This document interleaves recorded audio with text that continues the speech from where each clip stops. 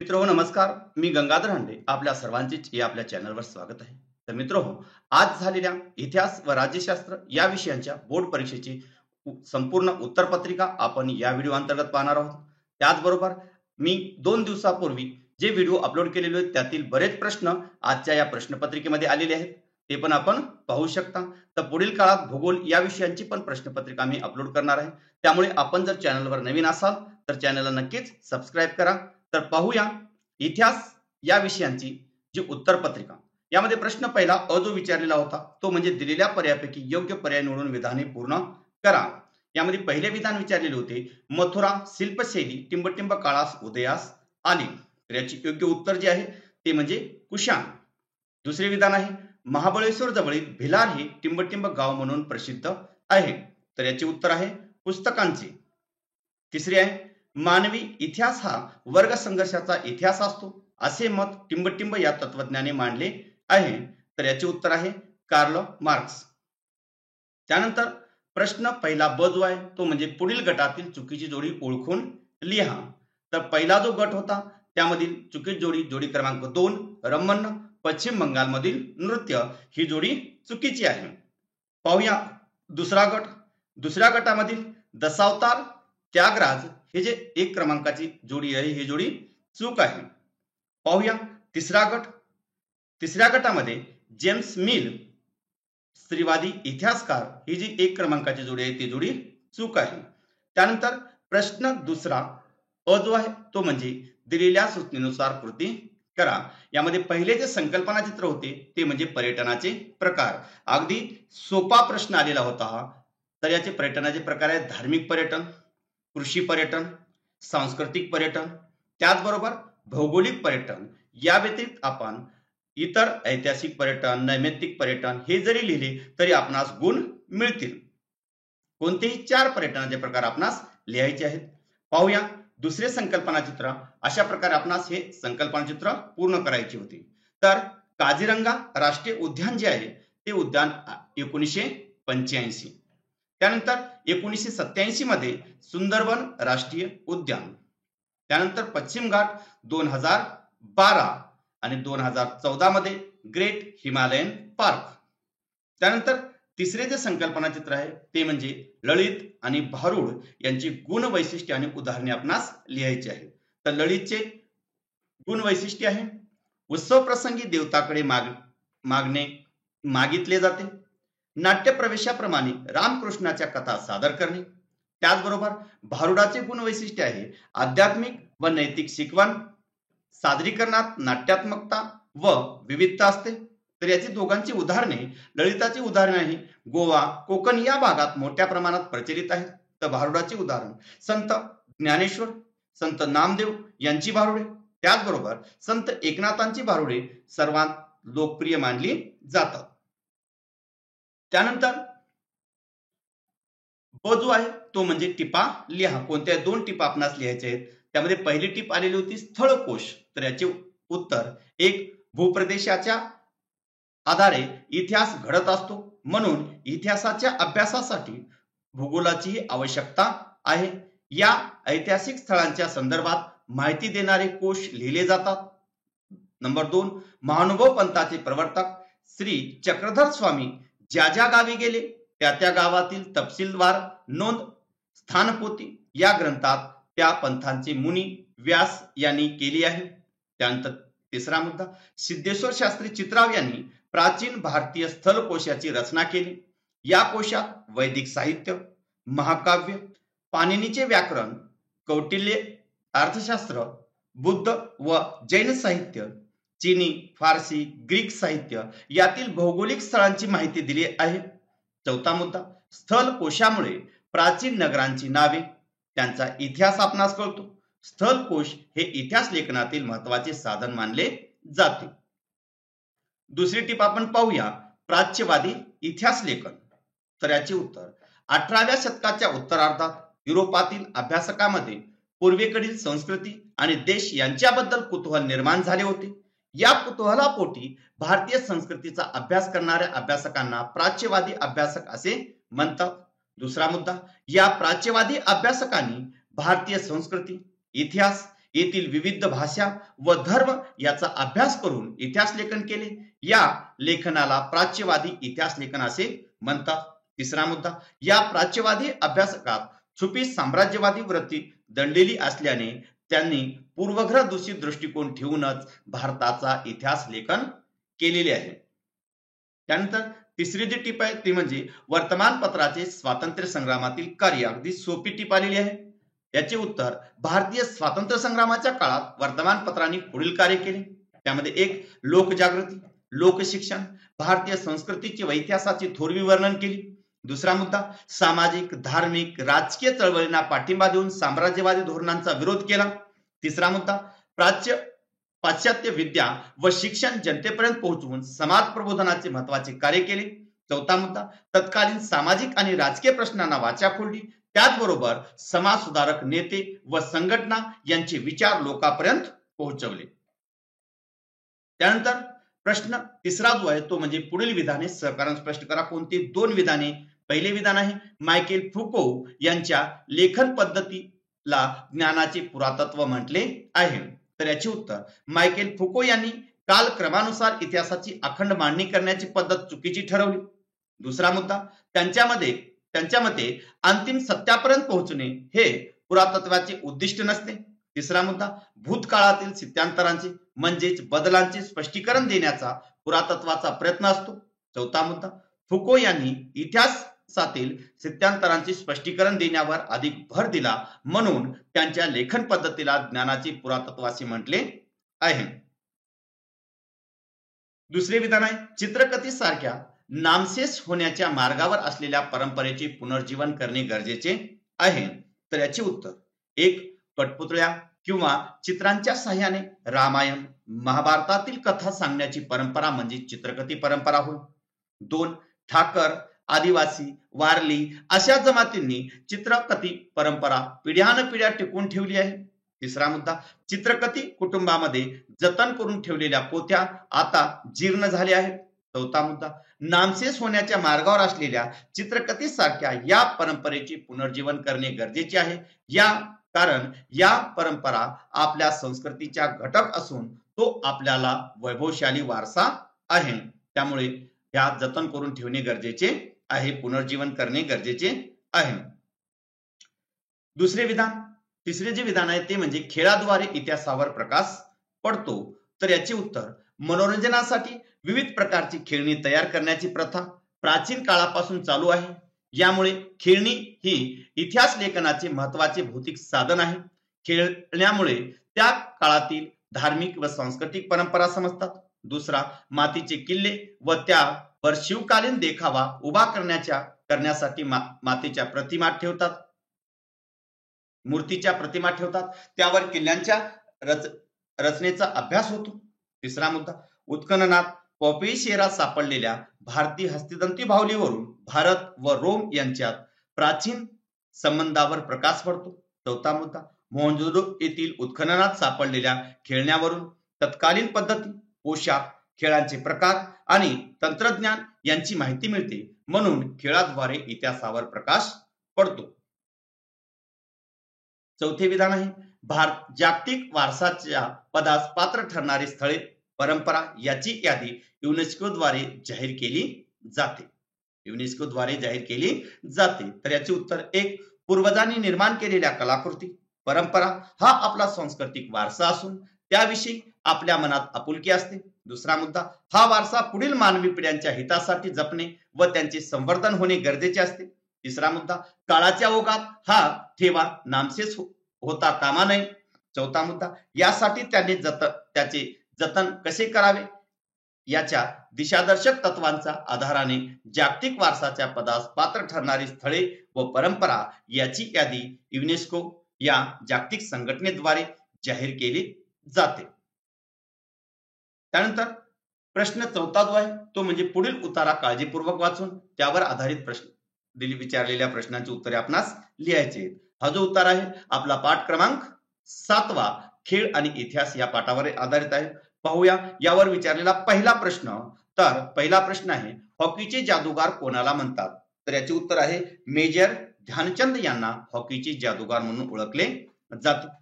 दुसरा प्रश्न आहे, भारतात मेजर ध्यानचंद यांचा जन्मदिवस काय म्हणून साजरा केला जातो? तर याचे उत्तर आहे, भारतात मेजर ध्यानचंद यांचा जन्मदिवस राष्ट्रीय क्रीडा दिन म्हणून साजरा केला जातो.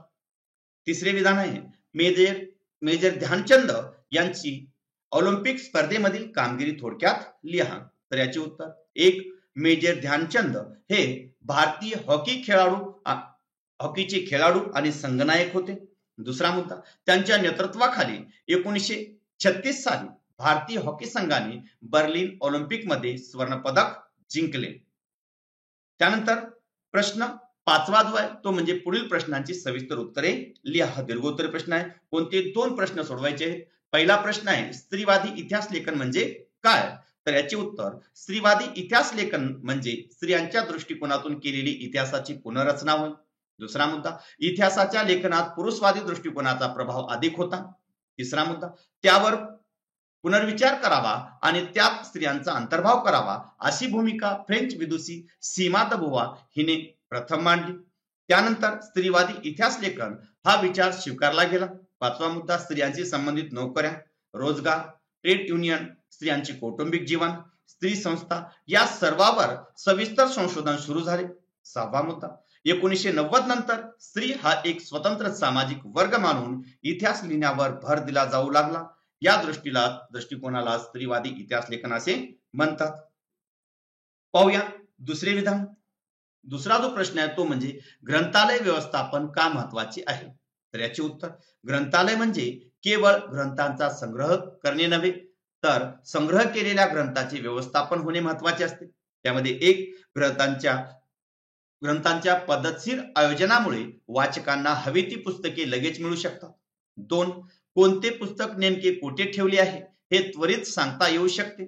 तिसरा मुद्दा, त्यामुळे पुस्तकाचा शोध घेण्यात ग्रंथालय व्यवस्थापनाचा आणि वाचकाचा दोघांचाही वेळ फुकट जात नाही. तिसरा मुद्दा, उत्तम व्यवस्थापनामुळे ग्रंथांचे जतन व संवर्धन ही चांगल्या प्रकारे होते. पुस्तकाचा विध्वंस होत नाही. पाचवा मुद्दा, व्यवस्थापन जाणकार असेल तर ग्रंथालय उत्तम दर्जाच्या ग्रंथाचे संकलन केले जाते. त्यामुळे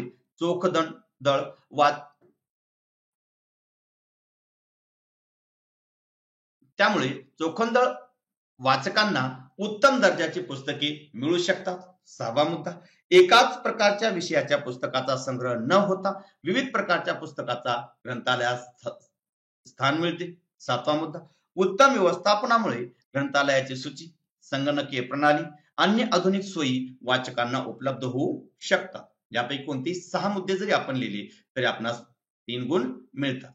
तिसरा आहे, कला क्षेत्रात व्यवसायाच्या कोणत्या संधी उपलब्ध आहेत ते स्पष्ट करा. तर विविध कला क्षेत्रात व्यवसायाच्या पुढील संधी आपणास उपलब्ध होतात. त्यामध्ये पहिली संधी आहे, कलेच्या अभ्यासकांना संग्रहालय, अभिलेखागारे, ग्रंथालय, पुरातत्वीय संशोधन आणि भारतीय विद्या या ठिकाणी व्यवसाय मिळू शकतात. दुसरा मुद्दा, कलांचे अभ्यासक पत्रकारितेच्या क्षेत्रात काम करू शकतात. तिसरे, औद्योगिक आणि जाहिरात क्षेत्रात तसेच कला वस्तूच्या खरेदी विक्री व्यवसायात कलांच्या जाणकारांची आवश्यकता असते. चौथा मुद्दा, चित्रपट आणि नाटक निर्मितीसाठी नेपथ्य कलाकार, दिग्दर्शक, छायाचित्रकार, प्रकाश योजना इत्यादी कलाकारांची आवश्यकता असते. मुद्रण क्षेत्रात तसेच घर सजावटीच्या साहित्य निर्मितीत सुद्धा कला क्षेत्रात जाणकारांची गरज असते. सहावा, दागदागिने, धातूंच्या व लाकडी शोभेच्या वस्तू बनवणे, बांबू, काच, कापड, माती वा दगड कलात्मक पूर्ण वस्तू, शिल्पे बनवणे इत्यादी क्षेत्रात या व्यवसायाच्या अनेक संधी कलाकारांना उपलब्ध होतात. दशावतारी नाटकाविषयी माहिती लिहा. तर याचे उत्तर, दशावतारी नाटक हे विष्णूच्या 10 अवतारावर आधारित असते.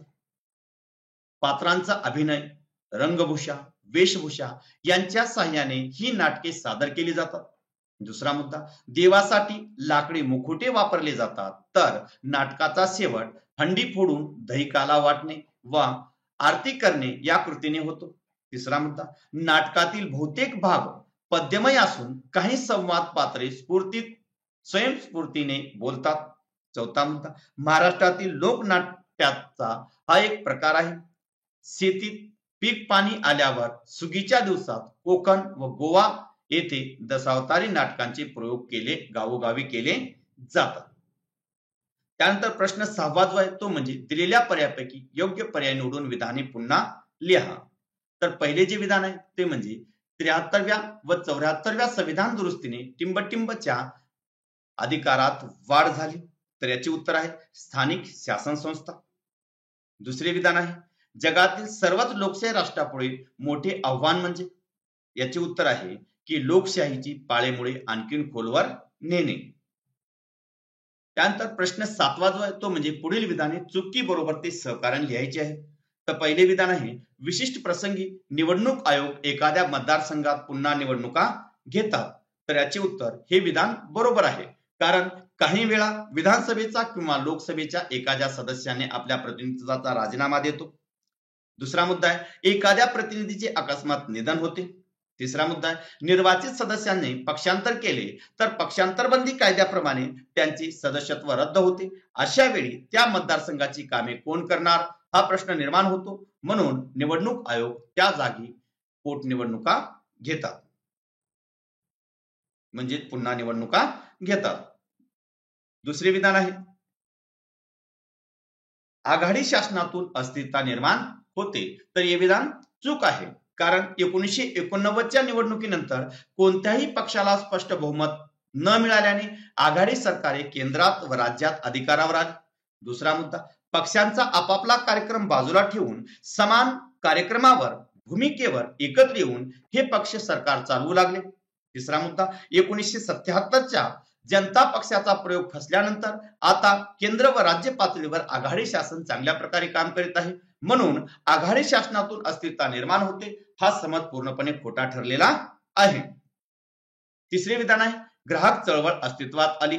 तर हे विधान बरोबर आहे, कारण एक अर्थव्यवस्थेतील बदलांचा आणि बदललेल्या समाज व्यवस्थेचा ग्राहकावर परिणाम होतो. दुसरा मुद्दा भेसळ, वस्तूच्या वाढलेल्या किमती, वजनमापातील फसवणूक, वस्तूचा कमी दर्जा पण अधिक किमती इत्यादी सारख्या अनेक समस्यांना ग्राहकांना तोंड द्यावे लागते. तिसरे अशा फसवणुकीपासून ग्राहकांचे संरक्षण करण्यासाठी 1986 साली ग्राहक संरक्षण कायदा अस्तित्वात आला. त्यानंतर ग्राहकांना आपल्या हक्काची जाणीव व्हावी व त्यांचे संरक्षण व्हावे यासाठी ग्राहक चळवळ अस्तित्वात आली. प्रश्न 8वा अ जो आहे तो म्हणजे पुढील संकल्पना स्पष्ट करा कोणती एक. पहिला आहे राजकारणाचे गुन्हेगारीकरण. तर याचे उत्तर एक राजकीय व्यवस्थेत गुन्हेगारी प्रवृत्तीचा समावेश होणे म्हणजेच राजकारणाचे गुन्हेगारीकरण होय. हे गुन्हेगारीकरण विविध मार्गाने होत असते. दुसरा मुद्दा पैसे आणि गुंडगिरी यांच्या जोरावर पक्ष किंवा उमेदवार मतदारामध्ये दहशत निर्माण करतात. तिसरा मुद्दा निवडणुकीच्या काळात हिंसाचार घडून आणतात राजकीय पक्ष अशा प्रभावशाली व्यक्तींना निवडणुकीचे तिकिटे देतो. चौथा मुद्दा असे उमेदवार निवडून आल्यावर पुन्हा हीच कामे करतात, आर्थिक घोटाळे करतात, विरोधकांना त्रास देतात, काही वेळा त्यांचा जीवही घेतात. राजकारणाचे गुन्हेगारीकरण झाले तर लोकशाही कमकुवत होते. म्हणून त्यानंतर दुसरा जो आहे ते म्हणजे हक्काधारित दृष्टिकोन. तर याचे उत्तर एक स्वातंत्र्य भारताने लोकशाही शासन पद्धतीचा स्वीकार केला आहे. ही पद्धती देशात अधिक रुजावी, प्रगल्भ व्हावी यासाठी सत्तेत आलेल्या प्रत्येक शासनाने प्रयत्न केले. दुसरा मुद्दा लोकशाहीकरणासाठी सुधारणा करताना नागरिकाकडे केवळ लाभार्थी म्हणून पाहण्याचा सुरुवातीला या सरकारचा दृष्टिकोन होता. तिसरा मुद्दा मात्र इसवी सन 2000 नंतरच्या काळात मात्र नागरिकांचा हक्क ही भूमिका घेऊन या सुधारणा होऊ लागल्या.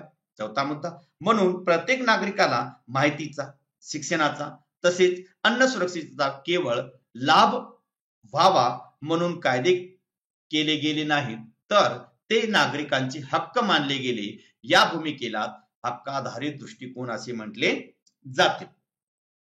त्यानंतर प्रश्न 8वा ब जो आहे दिलेल्या सूचनेनुसार कृती करा. तर ही जी निवडणूक प्रक्रिया आहे अशा प्रकारे ही संकल्पना चित्र आपणास पूर्ण करावायचे आहे. मतदारसंघाची निर्मिती, मतदार याद्यांची निश्चिती, उमेदवाराकडून नामांकन, पत्र व छाननी, निवडणूक प्रचार, प्रत्यक्ष मतदान, मतमोजणी, निवडणुकांचे निकाल, निवडणुकी संबंधीच्या वादांचे निराकरण. त्यानंतर दुसरे जे संकल्पना चित्र आहे ते म्हणजे भारतीय लोकशाही समोरील आव्हाने.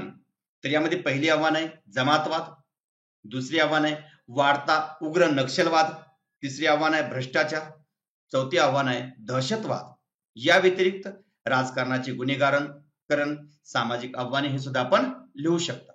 त्यानंतर प्रश्न 9वा जो आहे तो म्हणजे खालील प्रश्नांची थोडक्यात उत्तरे लिहा. कोणता एक प्रश्न सोडवायचा आहे. पहिला प्रश्न आहे सामाजिक न्याय प्रस्थापित करणे म्हणजे काय?